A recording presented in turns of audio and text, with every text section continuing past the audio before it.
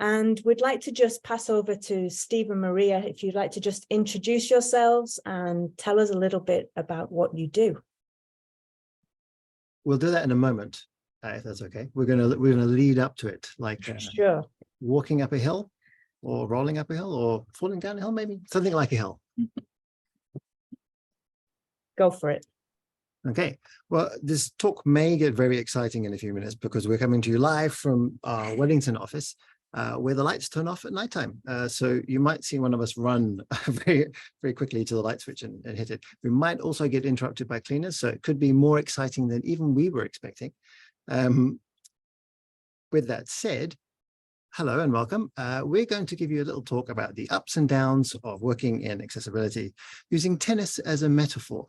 Now, is metaphor the right word? Should we have said analogy or simile or something? Probably, but let's pretend that we use the right word.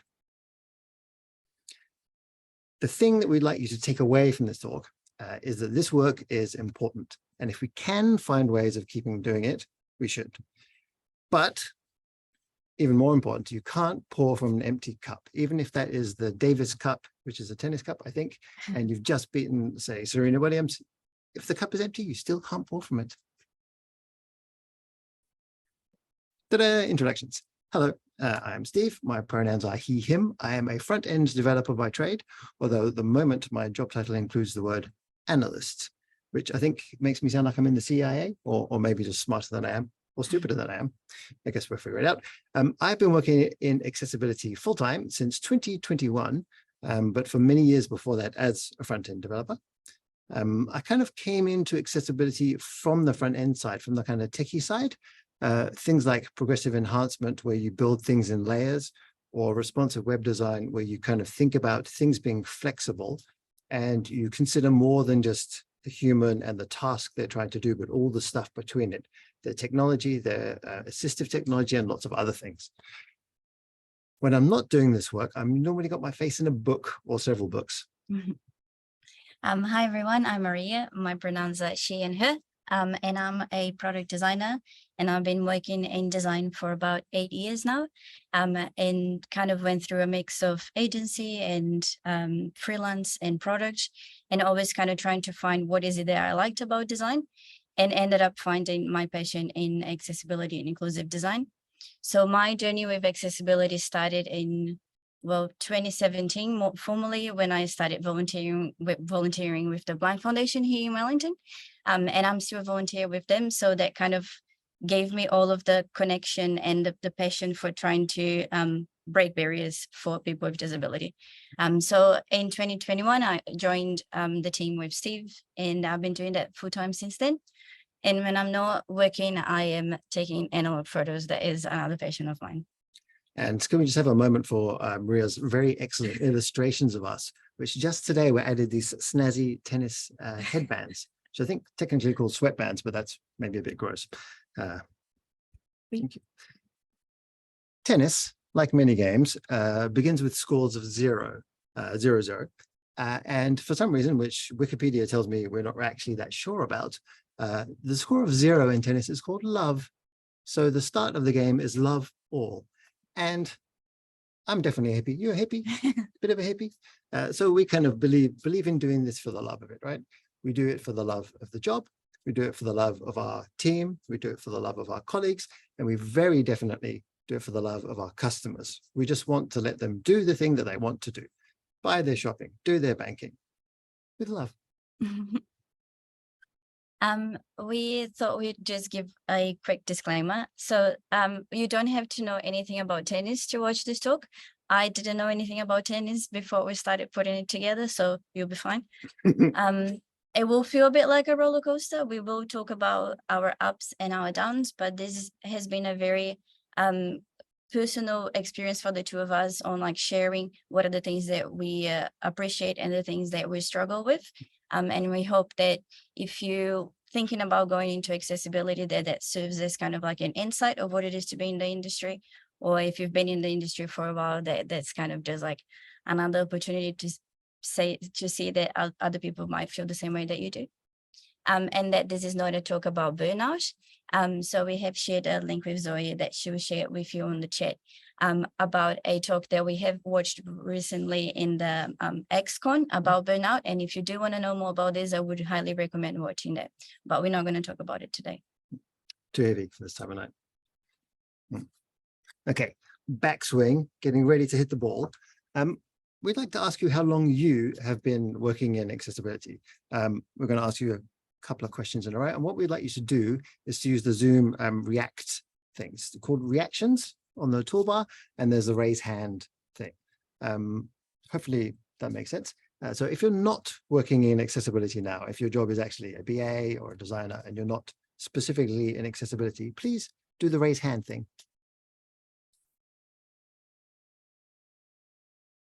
Good side. Nice, cool. Boop, boop. Okay, so we've got 2, 3. Nice, thank you. Please lower your hand. Okay, so we had 4, possibly 5 there. Cool, thank you. Okay. Now, if you've been in the biz, if your job is accessibility and you've been doing it for a little while, let's say, you know, a year or 2 years maybe, please raise your hand.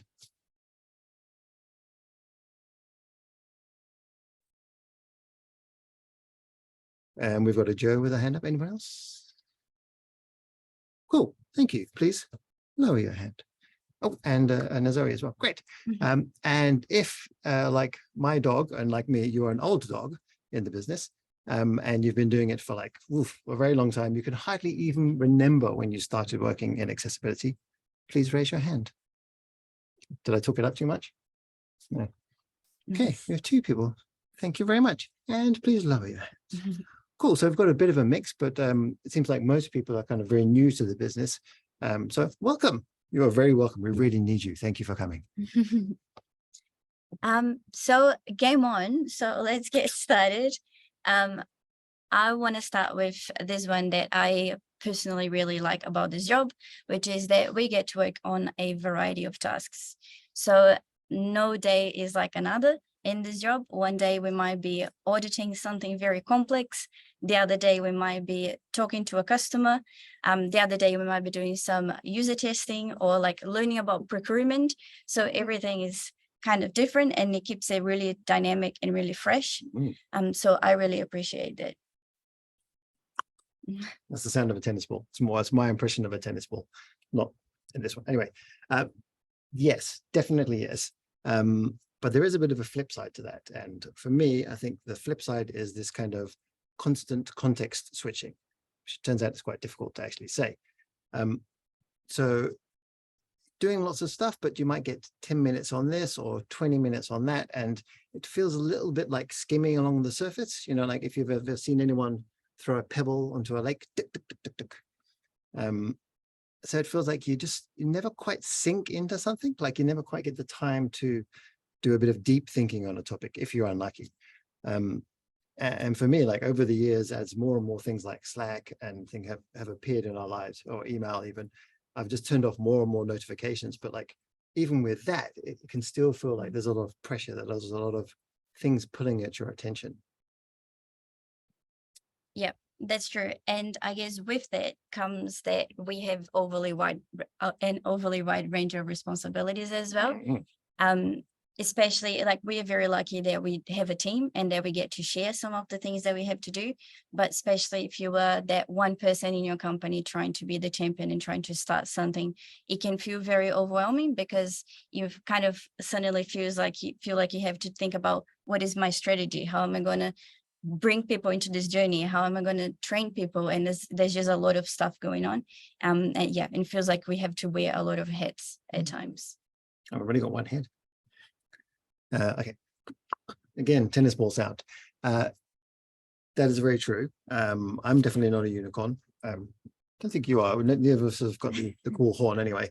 But one of the upsides of that is that we get a voice in lots of places and many different areas within our company, especially, right? So cool, you've got a wide range of responsibilities. You need to do a little bit of the design, a little bit of talking to HR, a little bit of talking to developers, but that means you've kind of planted, hopefully, these tiny seeds in lots of places. So if you're lucky, that can kind of blossom into a champions network. Oh, I've gone into flowery language, delightful. If you're lucky. Yep. And I guess one thing that comes with that though is that sometimes we just have to compromise. There's many times that we just want to help as many people as we can, and we want to give as much support as we can.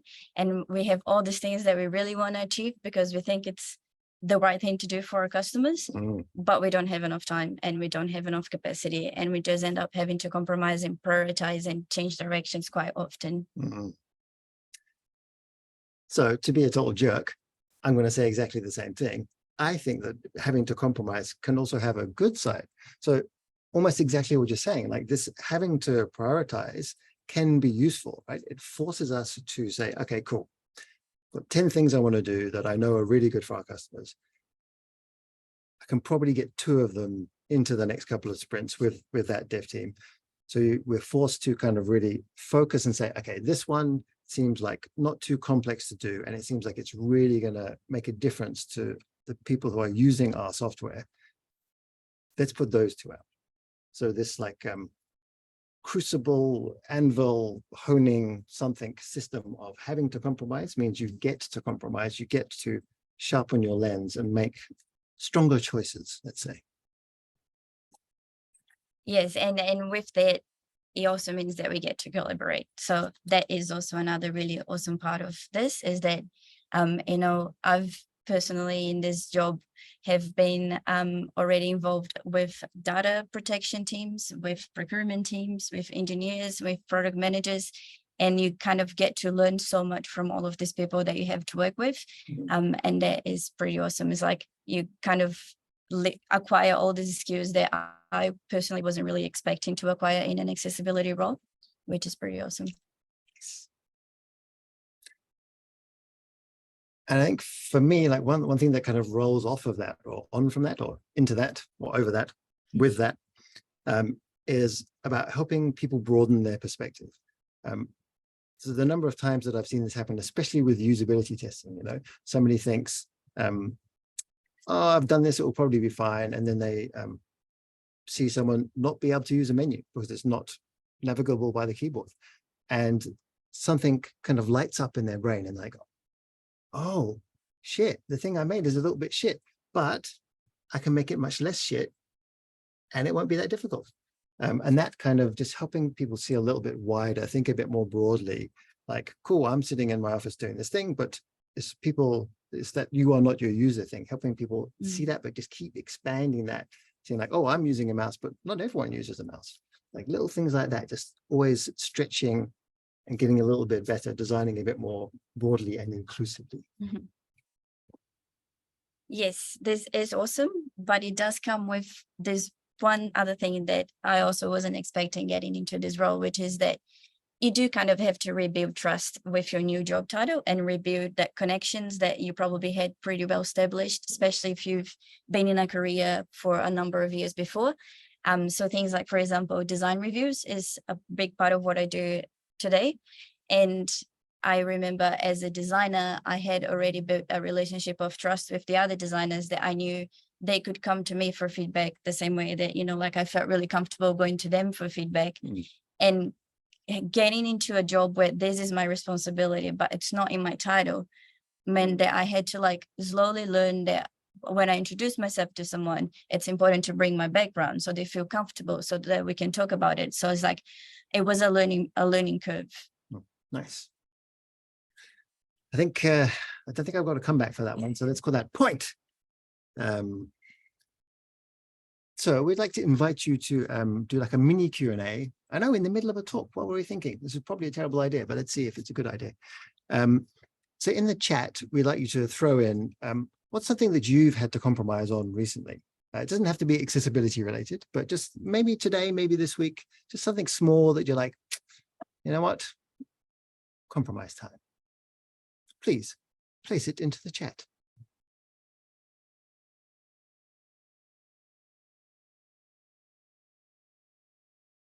We didn't agree how long we should wait before it gets awkward. I think like 60 seconds. Oh, there you go. We got one. Ah, nice. Thank you, Nick, for saving us. A deadline extending a bit further. Compromise on sleep. Oh, that's a heavy one. Lunch break. Oh, no, that's terrible. You have to fill up your tummy as well as your cup. And you have to fill up your pillow with your head as well as fill up your cup. Two people compromising on sleep. Not using preferred music. Oof. Oh man, I kind of want to hear that track now. If it's about, yeah, maybe not in the middle of the talk, but maybe you could add a link at the end of the talk. Cool, great. Thank you very much for your participation. Shall we proceed? Yes. Okay, now this one for me is my personal favorite. So being able to fight against systemic injustices. And I thought when we were talking about it this morning, I was like, I should probably say what my understanding of a systemic injustice is, just so everybody's kind of on the same page of what I'll be sharing.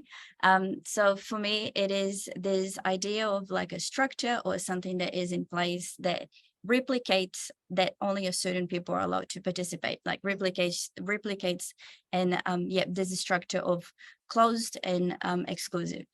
And for me, being in this job means that we get to use the fact that we get to be here, that we get to create the software to make sure that we're changing things and removing barriers for people with disabilities to be able to be here as well.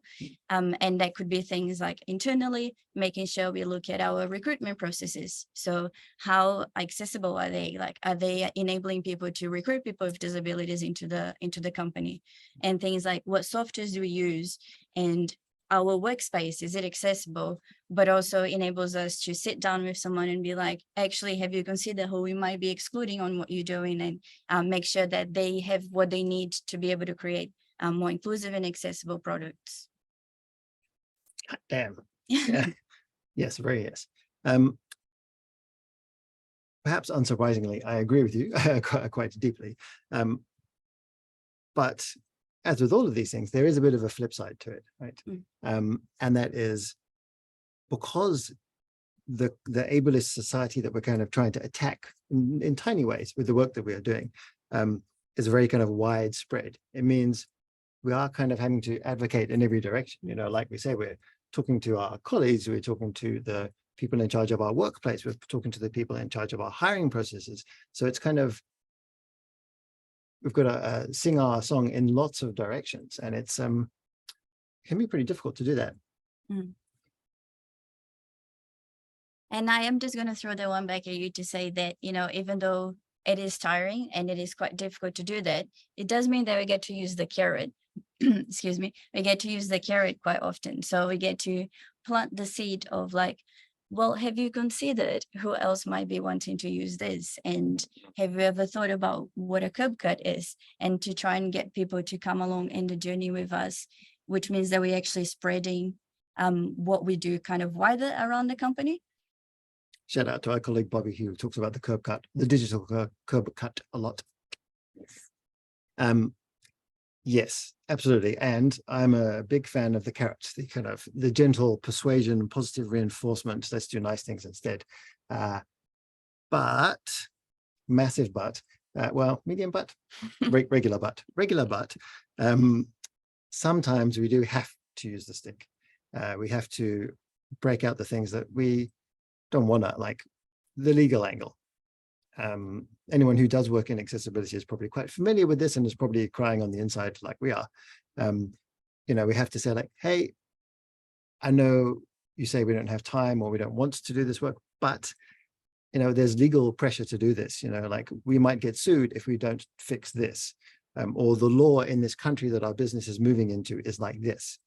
Or maybe the stick, the kind of the angry persuasion is more about the business case, you know, which is like, hey, we could make more money doing this. You know, we could have more customers. We could have happy customers, happier customers, like, yay, capitalism.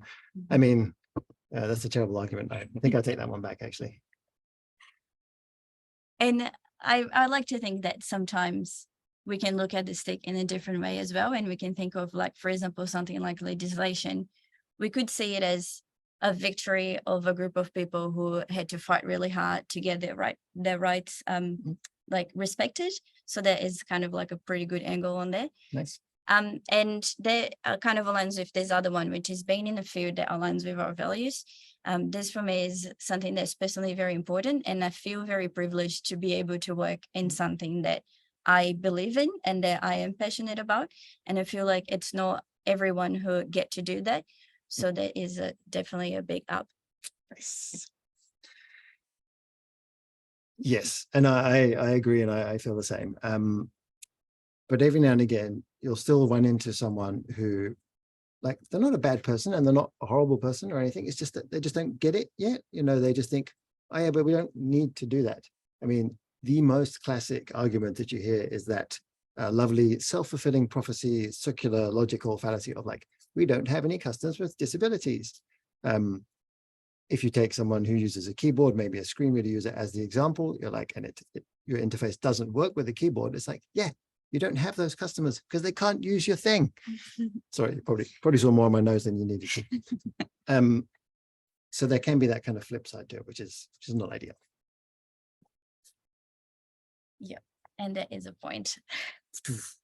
So another activity, how have you all had to use the carrot or the stick when talking about accessibility, or when trying to make the case for it in your jobs?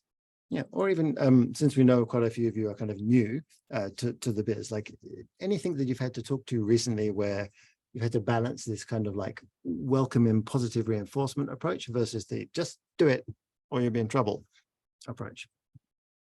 Please write an answer or two into the chat window of the Zoom software application.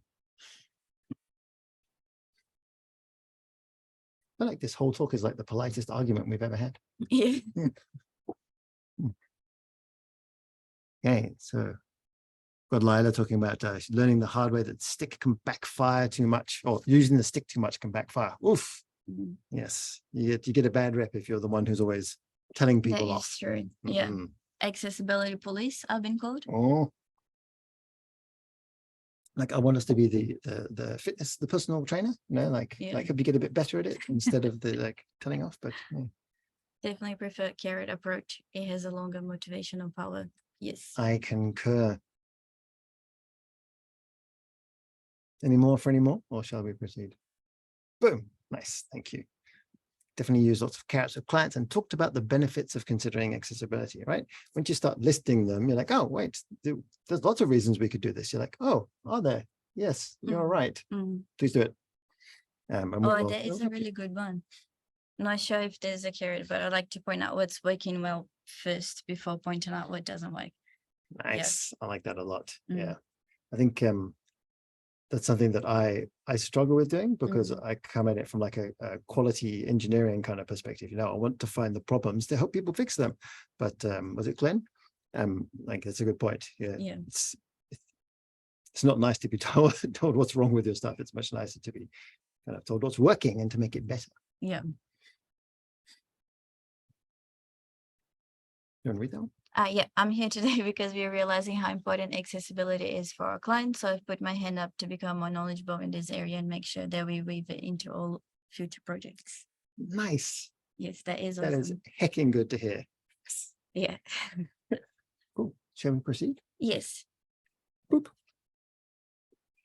Yeah, so that one was also a big one for me. So being in a relatively new career path. And when I say new here, I am aware that accessibility and even digital accessibility is not actually new, but it is like I haven't seen a lot of embedded accessibility professionals into product companies. So that for me was quite new. And starting in this new career was a bit overwhelming and a bit like, well, how do I know if what I'm doing is the right thing to do? And how do I know if I'm doing a good job? Because you kind of like on your own trying to figure out, how to do things. This is true. I feel like it's also true that the flip side of that, or a complement to that, is that we get to choose where to make space. Like we get to choose where we can try and help people think a bit more widely. We get to choose where we can find areas to make things a little bit better. Yeah, it's not very well explained, but I think that'll do. Yes, but with that also comes this whole changing job expectation. So you kind of, well, still getting used to this new idea of this new job that you have and these new responsibilities that you have.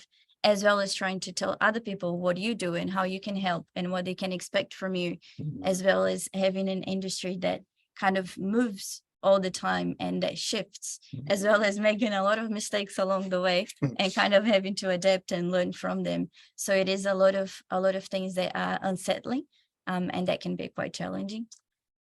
Yes, very true. Okay, I'm going to do a double backhand topspin tennis words that I definitely know, and change direction slightly. Now, and I say this as a reasonably technical person myself. The technical stuff in digital accessibility can be very funning technical. Sure, most of the time we kind of try to do the simplest solution, which can be quite simple and straightforward. But you know, if we're working on a complicated web application, sometimes we need complicated stuff.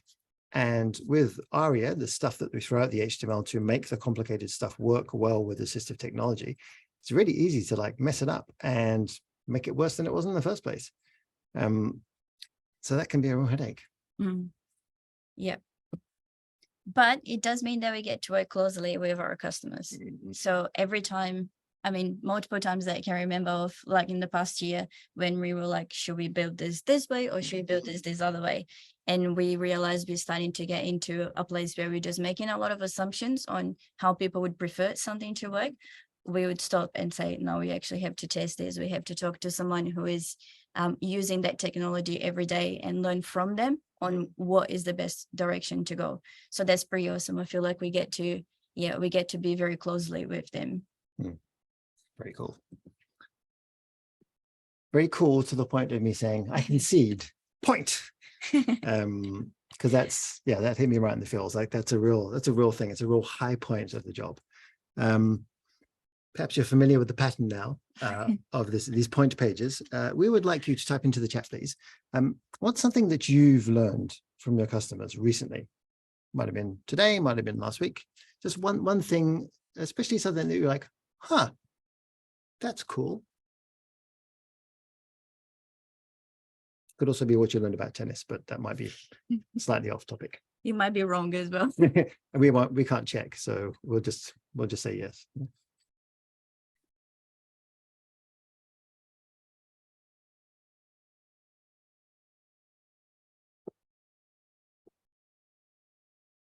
I actually have one. I've learned that alt text, that some people love alt text in everything and some people hate it. Yep, that was a big one for me, that thinking that you kind of being helpful, but for some people it's just it's just a lot to take in. Yep, people use assistive technology in very different ways. Nice. How advanced some of our customers can be with technology. Yeah, nice. Yeah, that is a really good one as well.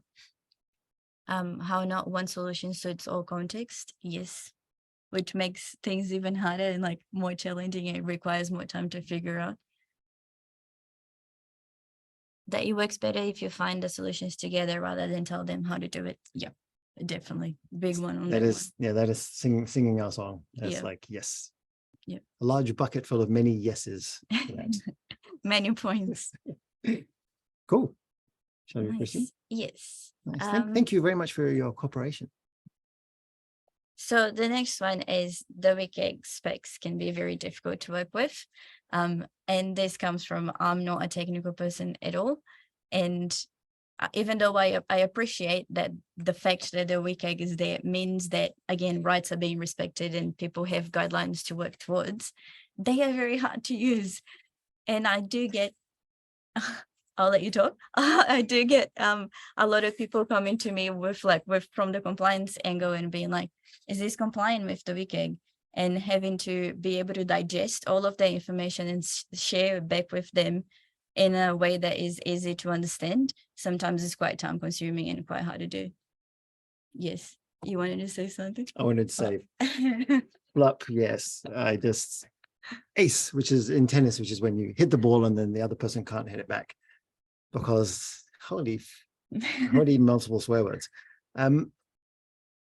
If you're in accessibility already, or if you've recently been looking at some stuff, perhaps you've seen the Web Content Accessibility Guidelines. So perhaps give us a one-word answer into the chat, you know, coming from deep inside you, possibly from getting past the tears and the ugly crying. WCAG is Encyclopedic. yeah, you're not wrong. Thorough, definitely very thorough. Yes. Subjective. What is your word, Steve? Dense. Dense is a good one. Fun. That's a good perspective. I like that, Glenn. I appreciate your Yeah. positivity. Throw the ball back at us.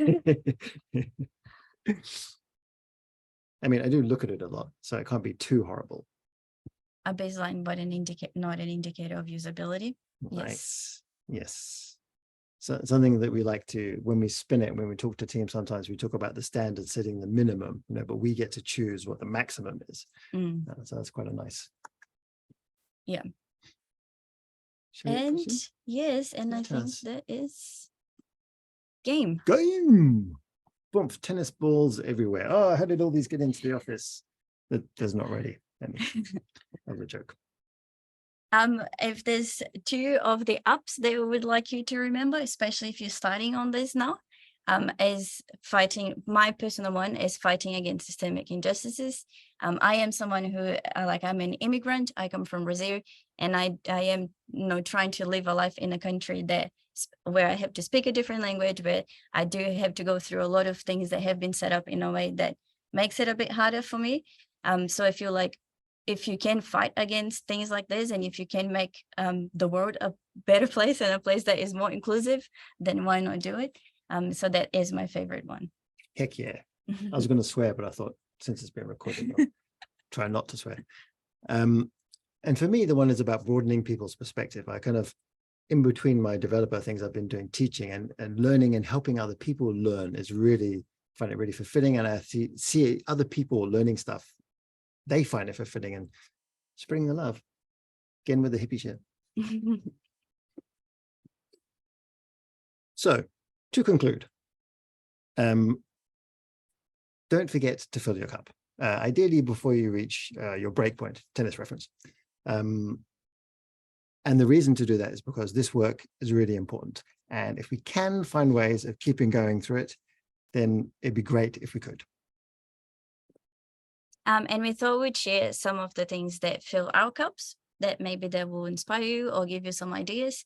Working in and with the community, this is something that is very important for us. And we're involved in events and talks and everything that we can, when we can, being related to work or not. Putting work down and living life, for people who can afford to do that, it is very good that you can, just go for a walk, read a book, get your head out of work, and being able to rely on each other. It is a job that can be challenging sometimes, and we do need support, and we're very lucky that we get to have a team where we can be open and trust each other to keep going. Yes. Boom. Thank you very much. On these slides, which we will share later, is a link to our LinkedIn. Would you like to join my professional network on LinkedIn? Because if you would, there's a link to it there. Does anyone have any questions for us? Preferably not about tennis, please, because we don't know the answers. So Leng says, what are the most common accessibility issues we encounter? Do you want to have a go? I reckon that's a Steve one. Okay. Keyboard support. Often, like part of it works with the keyboard, but another part doesn't. Things not being coded as the thing they look like. So a bit of text is big and bold, so it looks like a heading, but in the HTML it's not marked up as a heading. And what the impact of that is, for screen read users in particular, it just reads as normal text, so it doesn't sound like a heading. And from what we've seen, screen read users use headings to kind of jump around the page, get a table of content. So they're an extremely valuable navigational aid. Weird ARIA labels on stuff as well. Either kind of missing text or some text that doesn't quite make sense. It's like somebody started to fix it and then didn't quite. And that link that Glenn's just posted, that WebAIM WebAIM Million, is amazing. And one of the things that I love from the WebAIM Million is the top, I think it's the top 6 or so, are all, it's all collected by automated tests, right? So it's easy to find in our own work. And all of them are kind of quite, I don't want to say easy, but they're straightforward, right? They're not complex, oh, you have to do these 5 steps. It's things like color contrast or missing alt text on images. And none of them are technically complex. They might require some thinking, but they're not, oh, we're going to need 2 weeks to fix this. They're like, we can do this today. And breathe. A good way to get started digesting and understanding the WCAG. The way I've done it was to kind of go through the different levels of information. So understanding first the poor, so perceivable, operable, understandable, and robust. And I'm like, okay, cool. What does that tell me in like a designy or interface way? And then kind of understanding that. And then as you start to read it more and kind of group these things back into poor, things start to kind of lock into place a bit better, but also just by using it, it's kind of like you kind of have to keep using it to get used to the way it's structured, get used to how they tell you what it is, give you examples of things that are failing, give you ideas on how to make it better. It's like, it is a lot of content there, but I feel like the more you use, the more you know what to look for. Yep. Can I add on top? Yep. There's a couple of versions of the WCAG out there, right? And so even in the official ones, there's one called the quick reference one, I think it's called, which is like in fact, yes, thank you, Zoe. That exact one, it's so much more condensed, it's so much more easily filterable and searchable, and it doesn't look as dog ugly either. Plenty of dogs on my thing for today. I have that bookmarked with a couple of filters on it, and I go back to there all the time if I want to check. Was it 1.2.1 or 1.2.2? Did you quick ref? Yeah, it's that one. Reread the words. Okay, good. You are very welcome, Nick.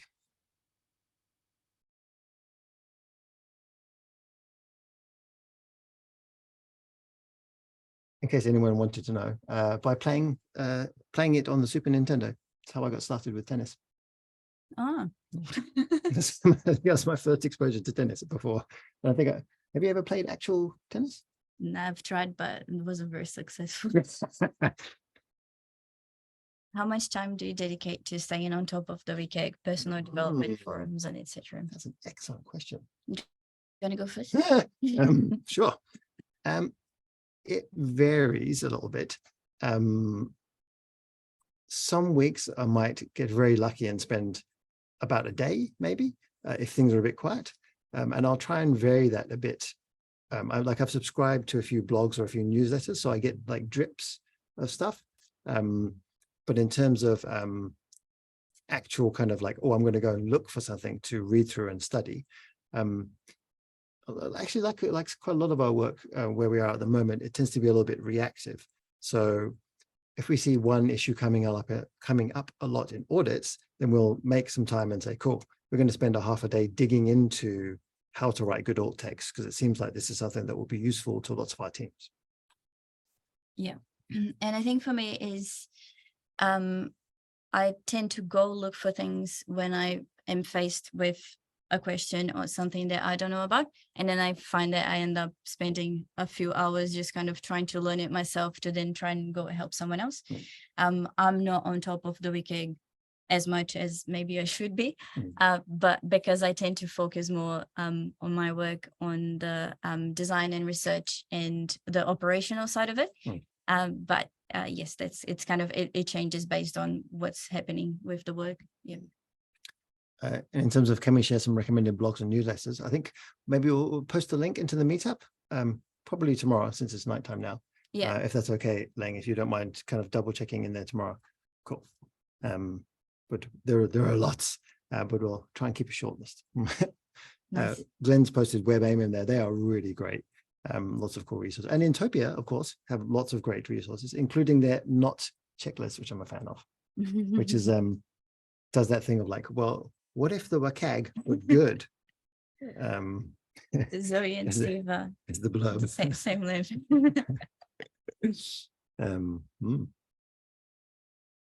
Good question. Yep. Does anyone else have any other questions for us? We're also happy to answer questions on LinkedIn if anyone, if something comes up later today or tomorrow and you want to reach out to us, you can do that on LinkedIn. And if you wake up in the middle of like 3 in the morning, and you're like, oh, I've got a great question, then maybe go back to sleep and hope you remember it in the morning. But if you do remember it in the morning, then yes, you're welcome to put it on the meetup or on LinkedIn. Yay! Well, you could have helped us do the talk then if you liked anything. I hope we didn't horrify you too much with our incorrect use of all the tennis terms.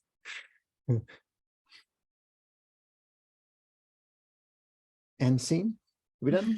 I think we're done. The most time-saving tip. Most time saving tip. Oh, I actually have one. Steve really likes writing, and he every time there's like someone asks a question like more than 2 times, he goes and writes up like a Confluence post on what is that question and the answer is. So for me, the most time-saving tip is to just get all the links of the things he writes and send it to people. Thank you. Yeah. So from the other side, like actually writing that stuff is a time-saving tip. You know, if it comes up a lot, then like you were saying, like when you want to learn about something or you're not quite sure on something, then I'll go away and study it and kind of pull a couple of things together, kind of remix a bit, and then be like, this seems to be what a couple of different people are saying about something like this. Fly my pretties, like that kind of thing. The audit tracking sheet saves a lot of time too. Yeah. Do you want to talk about it? No, do you? I presume that's the list of who we've audited. Yeah. When, yeah. So we keep a list of who we've sticked. Although we stick them with the audit, but then we try to, when we give the results back, we try to carrot them with like, oh, here's how you can, here's some ideas about how you might be able to fix it and how it might improve the experience, like that kind of thing. Yeah. There's one from Lang here. Do we have a shared accessibility resource internally, etc.? And how do we keep our colleagues on the same wavelength? Do you want to pick one of those and do? Yeah. So we do have a shared accessibility resource list. We have we use Confluence internally, so we have a space dedicated to digital accessibility, and there we have all of our checklists, and we have lists of books and things like training, and what else? We have our audit processes, we have our design review processes. Yeah, so we kind of document it all there. So so people know how a team works and how we can support them. And just to say something about the other one, how do we keep our colleagues on the same wavelength? I think it's a mix of things. So at the moment we're working in an office, and sometimes, you know, if you're in the office, somebody will be like, oh, have you got 5 minutes to answer this question? And because you're in the office, you know, it kind of spreads around a bit, like people might overhear, or people see that you're here so they know they can come and ask you questions. And then maybe at the other end, you know, we do stuff like, we work quite a big company, so we kind of do occasional short talks at the various, you know, like some of the design group internal meetups or some of the development internal meetups. And we use Slack for our team comms, for our company comm stuff. So we're posting stuff in there fairly often. So it's kind of like a wide spread of stuff. Yeah. And Lila was talking about where we track types of issues. So yeah, that was actually very good and saved a lot of time, and personally for me really helped, which is all our audits, they get added into this main document. So then every time we're auditing something and we see an issue that we've seen already, we can just go to this main document and type. So we know that it's already got all of the WCAG information and the idea for how to solve and everything. So we can just copy and paste. So yeah, that definitely saved a lot of time. Nice.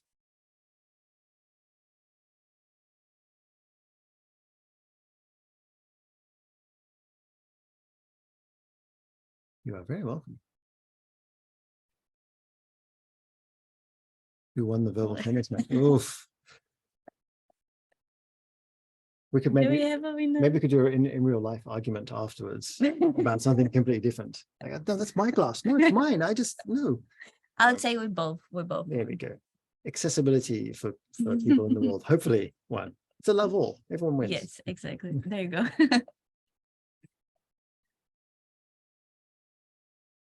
Well, it looks like that's all the questions in the chat. So yes, I'd just like to say a huge thank you, Maria and Steve, for your time in preparing this presentation. I'm sure that everybody's benefited, and this meetup is all about us as a New Zealand community working together and sharing knowledge and just supporting one another in this digital space. I think it's really interesting the ups and downs that you've been really honest about as well, because I think they're experienced commonly across lots of organizations. So thank you so much for what you've shared. And thank you everyone for attending. This recording will be posted on our YouTube channel, which you'll find on the meetup page.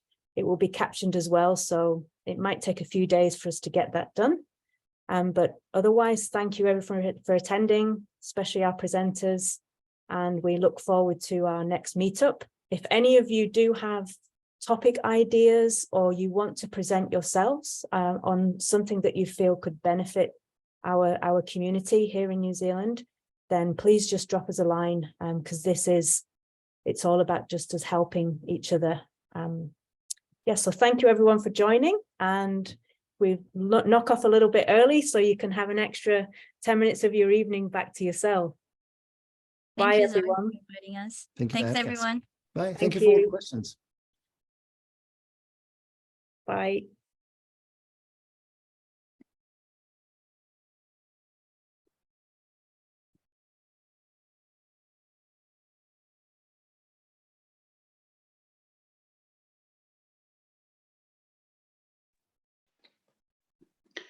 Well done, Zoe. Oh. See Very you, good. everyone. Bye. Bye.